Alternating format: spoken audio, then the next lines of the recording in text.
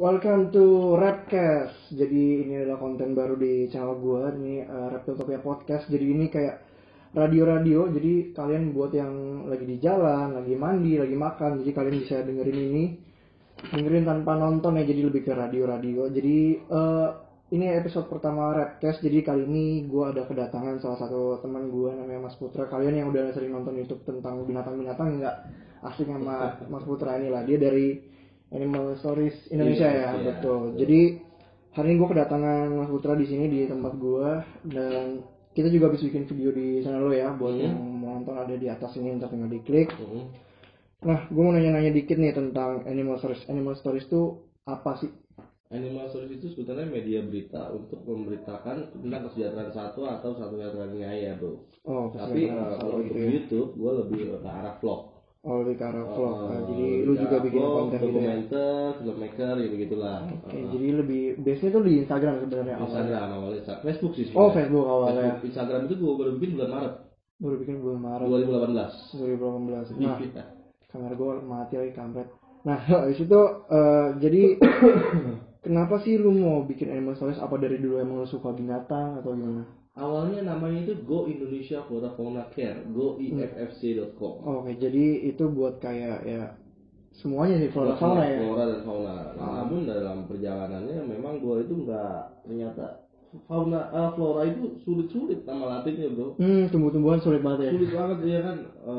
Phalaenopsis sama bilis ya kayak gitu. Aduh, sempet bahasa artinya susah. Tapi gua waktu itu masih terus belajar sampai akhirnya gua pikir udah deh, passion gue memang ternyata nih di satwa gitu ya. Tapi dari dulu udah piara binatang itu berarti? Gue piara kucing dari umur kelas 3 SD. Jadi dari dulu emang kayak jiwanya udah di binatang gitu ya. Iya, bukan jadi binatang ya. Oke, berarti tapi selama yang waktu dulu itu apa ada kasus-kasus di tumbuhan kayak tumbuh terlantar gitu emang ada ya?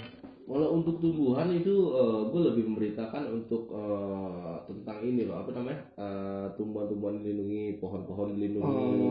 Betul. Seperti itu. Terus hutan-hutan yang digunduli secara nggak bener lah ya kan. Ya, harus hutan-hutan yang dibakar secara sengaja itu kan banyak. Iya, betul banget. Ya kan, jadi ya sebenarnya sih memang flora dan fauna itu memang berkesinambungan sebenarnya. Seperti itu. Cuman dalam perjalanannya memang ternyata gue lebih ke satwa visionnya. Oke, berarti pas di tumbuhan gitu gue mau nanya deh, emang tapi ada gak sih tumbuhan dilindungin tapi dia numbuh di tempat umum? Setahu gue belum ada. Belum ada setahu gue. Dan itu pasti ada ada kayak ada bibitnya gitu ya kalau buat tumbuhinnya itu ya. Kalau bunga bangkai itu kan juga di hutan-hutan ya biasanya. Di hutan-hutan tumbuh liar gitu. Tumbuh liar ya. Oh, tumbuh liar gitu bunga bangkai gitu. Setahu gue sih bunga bangkai itu tumbuh liar yang memang di tempat-tempat yang memang entah juga itu gue bilang kekuasaan Tuhan itu. Iya, ada aja yang numbuh di sini. Numbuh di mana di situ di kebun raya Bogor kalau nggak salah juga ada deh. Juga ada numbuh alami gitu ya. Numbuh sendiri. Oke, terus berarti emang udah fokus banget di hewan ya, tentang hewan ya. Dari tahun berapa tuh udah mulai fokus ke hewan? Gue fokus ke hewan itu dari mulai tahun 2016. 2016 berarti. 2016 gue mulai masuk ke ke dunia rescue. Awalnya rescue anjing atau kucing. Gue ikut bantu teman-teman yang ada di shelter. Ya kan, dari situ gue kenal dengan orang-orang besar yang dog rescue, pet rescue gitu. Berarti itu yang kalau rescue itu yang benar-benar anjing terlantar di pinggir jalan itu. Iya betul. Ya macam-macam ya, pokoknya yang terlantar lah ya. Karena kan anjing terlantar itu kadang-kadang nggak hanya di jalan, di dalam rumah pun ada yang terlantar. Di rumahnya terlantar. Di rumahnya sendiri itu terlantar. Tapi ada owner ya, ada pemilik. Ada owner, ada pemilik. Dan bahkan ada mobilnya, punya mobil bagus mewah semua. Cuma anjing-anjingnya nggak dirawat itu ya. Iya, anjingnya mungkin taruh di depan, di dalam kandang aja sampai akhirnya diberditas kayak bias, malnutrisi segala macam. Iya, gue paham. Tapi apa pas yang di rumah-rumah gitu lu dipanggil apa emang langsung datang ke sana buat nyelamatin anjingnya? Biasanya sih ada yang lapor. Oh, misalnya kayak tetangganya gitu ya, anjing ini nggak terawat nih gitu ya. Ini ada di sini si A lapor si A, terus nanti ya dari si A ini dia ngajak gua kayak gitu, terus ya udah gua beritakan seperti itu. Jadi memang ya awalnya memang gua sendiri berjuang. Animal Stories itu gua berjuang sendiri dulu tuh. Oh, lu sendiri. Cuma kan bukan tim rescue, lebih ke timnya. Bukan, gua lebih ke tim pemerintahan aja. Oke. Gitu. Jadi biar bikin orang sadar lah ya. Emang kekuatan sosial media tuh kuat banget ya sekarang. Nah, gue mau nanya buat lu kan pasti ada kenal sama yang kenal yang rescue tuh. Kennel. Enggak, sorry. Shelter ya. Yeah. Shelternya suka rescue. Itu apa semuanya dia rawat? Apa ada yang diadopsi juga? Ada yang ya semua pasti dirawat. Awalnya dirawat dulu kan. Semua pasti dirawat, ya kan. Nah, jadi pertanyaannya gimana coba? Sorry. Nih, misalnya dari nemu di jalan nih, kan dia bawa dulu tuh, diobatin, digemukin, dirawat itu. Udah rawat, udah kondisinya udah oke lah. Apa dia bakal cari majikan barunya? Oh, jadi gitu. kayak open adopsi gitu. Ya, kebanyakan shelter akan melakukan itu. Ya karena gue pikir-pikir juga misalnya ada 100 anjing kan nggak mungkin selamanya dia urus 100 anjing kan, pasti dia open adopsi gitu ya. Tapi yang jadi masalah, kalau untuk anjing ras itu pasti cepat bro.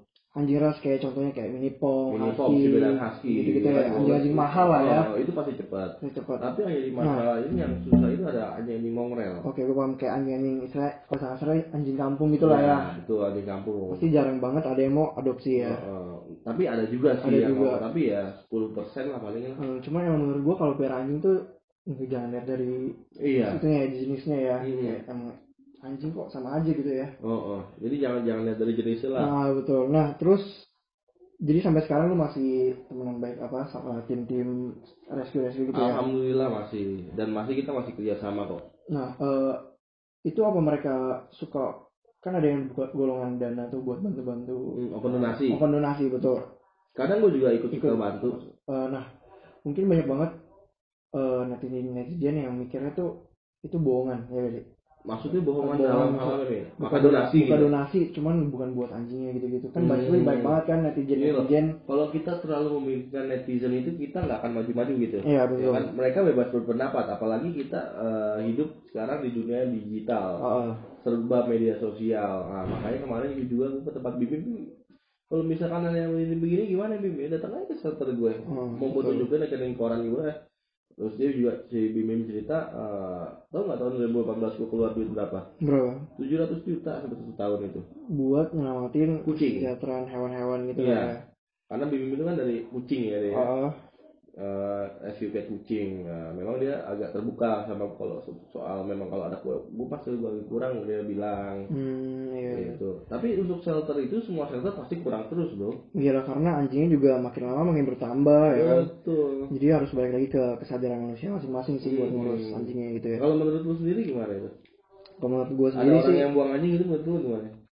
Harusnya jangan dia buang gitu, dia adopsi aja, open adopsi aja gitu kan, masih ada yang mau rawat kan. Jadi kayak lu minta bantulah post teman-teman lu misalnya, tolong dong gue udah nggak bisa pelihara lagi, jangan mungkin dibuang lah ya. Mungkin emang karena tempatnya udah kadang ada yang gengsi juga loh. Iya sih, misalnya udah rawat masa lu kasih orang aja ya. Cuman ya gimana ya, jangan dibuang sih harusnya ya menurut gue.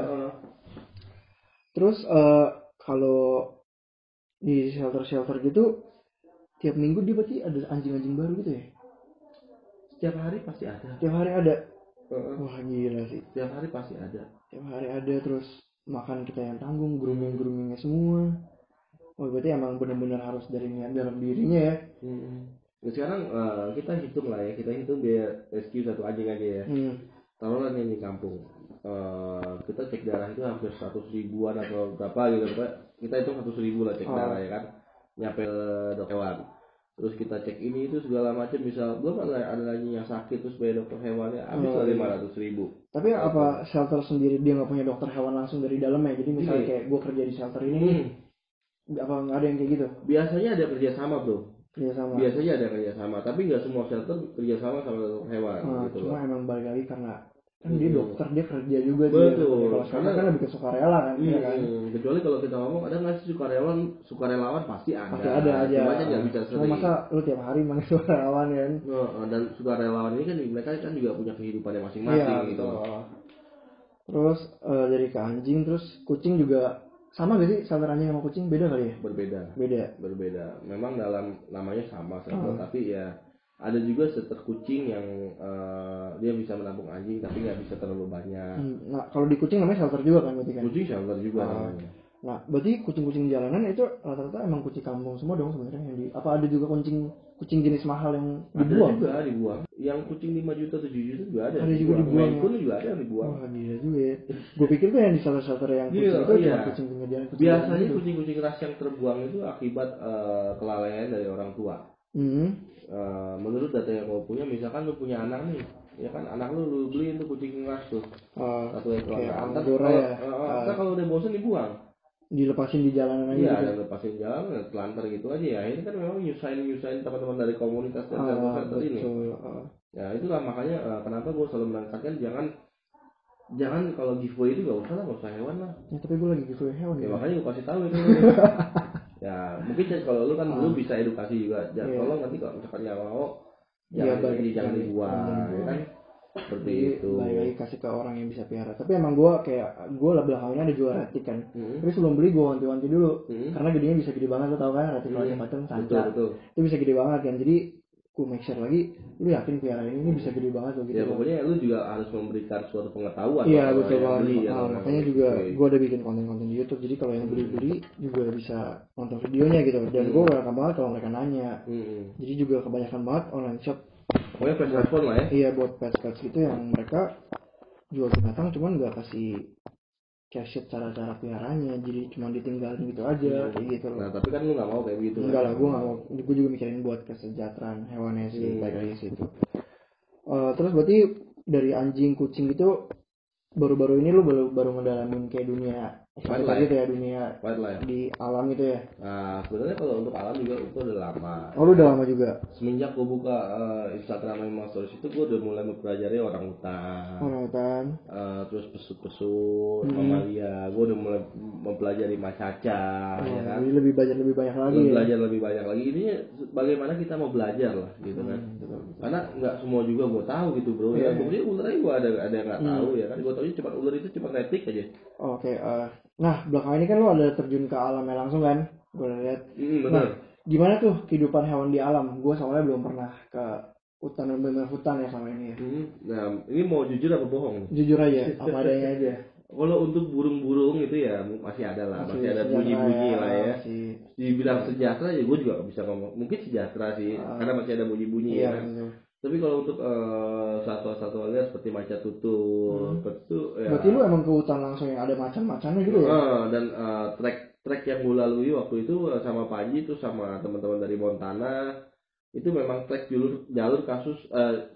trek khusus jalur untuk yang memang ada hewan tersebut gitu loh. Jadi lu emang lewatin yang ada macannya gitu. Nah gimana pas lu ke hutan itu? Apa ada? Yang gue temuin sih jejak macannya aja sih. Jejak macannya ya? Panji, berarti emang masih ada di alam masih ya? Ada, cuma ya mungkin nggak terlalu banyak lah ya.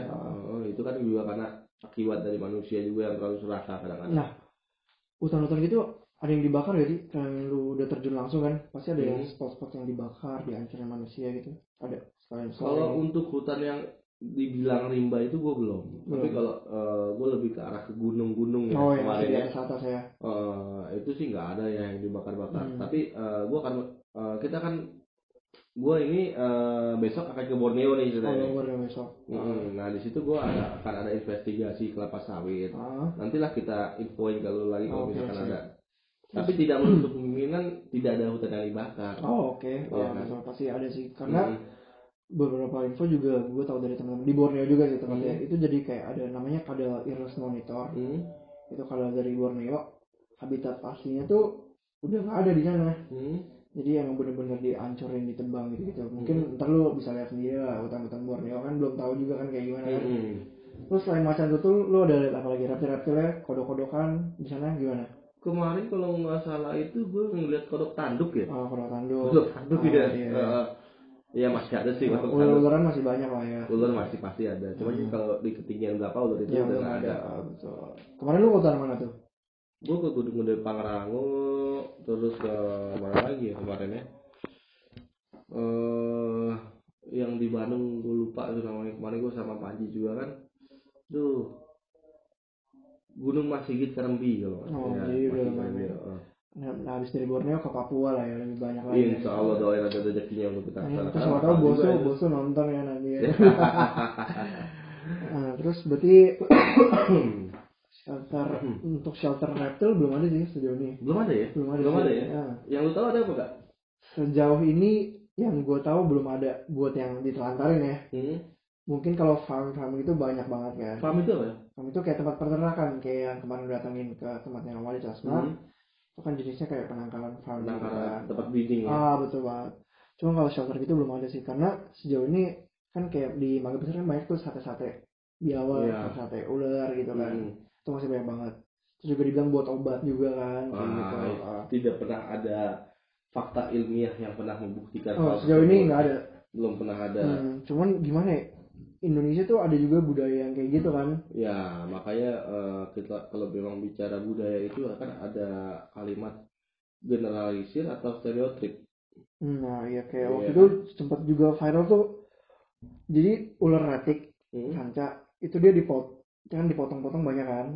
Nah dijual di Carrefour waktu itu kalau nggak salah. Oh iya, itu dijual di Carrefour ya di Manado, dan masih ada kulitnya gitu loh. Jadi nggak di kulit itu juga kan. Nah iya, jadi yang menurut gua masa dijual di supermarket gitu ya. Karena emang di Manado sih. Kita sebagai manusia yang berakal dan manusia cerdas itu harus bisa lah ya membedakan mana hewan ternak, mana hewan yang dikonsumsi dan bukan lah ya. Benar nggak?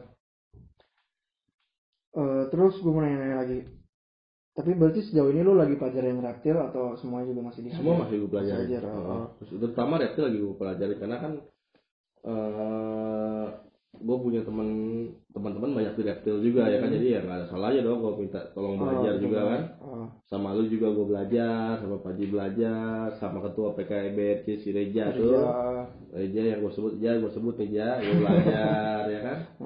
Ya pokoknya sama siapapun juga akan belajar. Cuma gitu. Apa lebih menurut lu ya pribadi ya kan, lu dari lagi belajar banyak hewan nih, apa lebih menarik mamalia atau reptil sih? Semua satwa itu menarik ya, punya ciri khas sendiri ya. Semua punya ciri khas sendiri. Karena memang unik lah ya. Seperti lu suka sama reptil unik, atau lu suka sama tarantula kan unik. Iya betul banget. Nah tapi sejauh ini belakangan ini kan reptil lagi gempar-gemparnya kayak buaya dilepas. Ya kan banyak banget buaya dilepas. Terus kayak ular-ular yang gede-gede yang kayak ratik itu dilepas. Terus masuk ke pemukiman warga. Pas direscue jinak ternyata kan. Kampretnya gitu. Dan banyak banget buaya yang lokalitinya bukan dari Jakarta nih, bukan dari Jawa, tapi ditemukannya di Jawa. Jadi benar-benar banyak banget orang yang nggak mau pelihara lagi dilepas gitu. Nah menurut lu nih, buaya Paulosus itu yang benar-benar dari alam masih ada atau enggak? Kalau menurut gue mungkin masih di daerah-daerah ya. Dan menurut gue tuh lagi musim-musimnya bertelur banget, karena masih banyak banget pedagang-pedagang nakal yang jualin baby Paulosus gitu. Yakin itu Paulosus yang benar-benar dari alam? Nah, gue nggak tahu juga. Menurut lu gimana nih? Kan lu udah sering banyak dapat info kayak gitu kan? Ya nantilah kita kabar-kabarin lagi soal itu. Nanti ada lanjutannya mungkin ya, biar lebih seru ya. Kita ngomong akan dengan data, bukan dengan cuap-cuap biasa. Betul, ya karena kalau kita ngomong dengan cuap-cuap itu nanti dibilangnya bla bla bla bla daripada kita review yang sesuatu yang kita nggak tahu kan. Iya. Jadi ada. Tapi nanti kita punya datanya lah. Ya jadi nanti mungkin ada lanjutannya di channel lu mungkin ya. Ya di channel Reptilopia juga bebas kan. Ya. Bebas ya. Jadi mungkin ini dulu podcast kita nih udah 18 menit lebih nih, udah 15 menit lebih. Lama juga ini, monetisasi terbanyak juga. Iya banyak ini, potong-potong.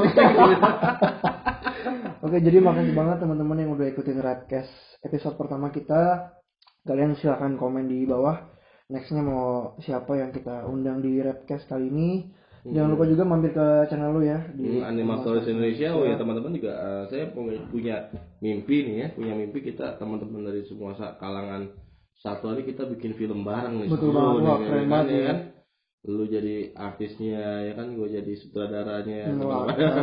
Ya pokoknya itu adalah mimpi saya untuk menyatukan teman-teman dari satwa nih ya kan semua. Ya nanti kita akan bikin sebuah film yang memang untuk kesejahteraan satwa yang ada di Indonesia. Karena belum ada kan ya? Belum ada ya kan, selama ini kan paling ada YouTuber gaming, terus YouTuber apa lagi tuh? Banyak sih, makan gitu. Iya makan, mereka kan sering masa yang dari satwa nih nggak ada gitu ya. Iya, trending aja jarang kalau bukannya Panji yang trending. Oh iya, emang dia doang yang trending, yang binatang aja mulu yang trending. Iya. Udah beli rumah banyak, mobilnya banyak sekarang dia. Mantap, sekarang rumah gede bro, kemarin gue gerbek kan rumah ya. Oke, jadi thank you banget ya Bang ya udah sempetin waktu. Sama-sama. Jadi kalau kalian suka video kayak gini, tolong di subscribe, di like, di share juga ke teman-teman kalian. Sampai jumpa di Rapcast selanjutnya.